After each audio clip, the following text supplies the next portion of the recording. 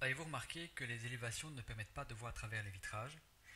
Bien que cette fonction ait été conçue de façon à répondre aux besoins de 90% des architectes, elle ne leur permet cependant pas toujours de représenter leur projet comme ils voudraient. Alors, il y a quand même moyen, malgré tout, de contourner le problème. Nous avons ici un bâtiment pour lequel j'ai une grande verrière ainsi qu'une porte vitrée. Si je regarde en 3D, j'ai effectivement le vitrage qui est transparent et je vois au travers. Comment faire pour que ce vitrage transparent apparaisse également en élévation? En fait, c'est très simple. Premièrement, au niveau de l'axonométrie 3D, vous la dupliquez pour en faire une vue bien spécifique pour votre élévation. Dupliquer, je renomme 3D façade avant. Voilà. Ensuite, nous allons orienter l'axonométrie en fonction de mon élévation. Pour ce faire, quand vous avez le cube axonométrique, vous avez ici un petit triangle et quand vous cliquez dessus, vous avez l'option sélectionner une vue d'orientation. Vous allez dans élévation et vous sélectionnez votre vue.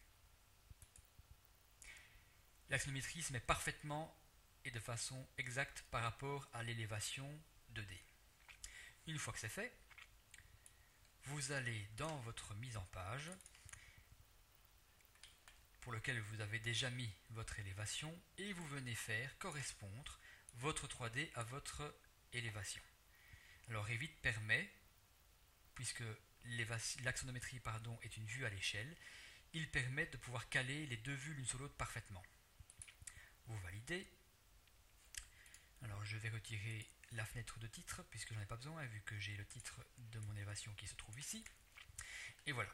Donc maintenant mon élévation a ses vitrages transparents.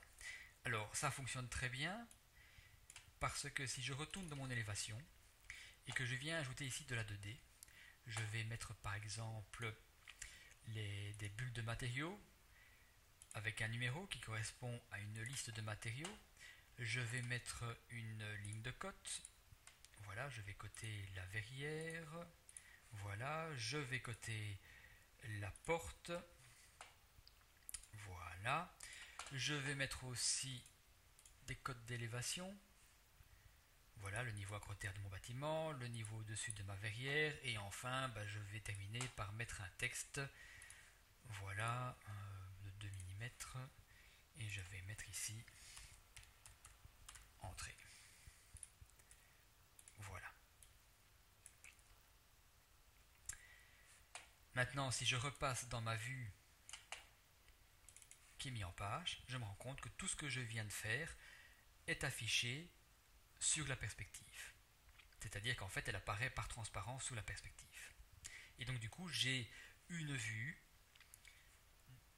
de façade où les vitrages sont transparents. Alors, dernière chose que je dois vous montrer, c'est que si maintenant, dans ma vue 3D façade avant, j'active l'ombrage,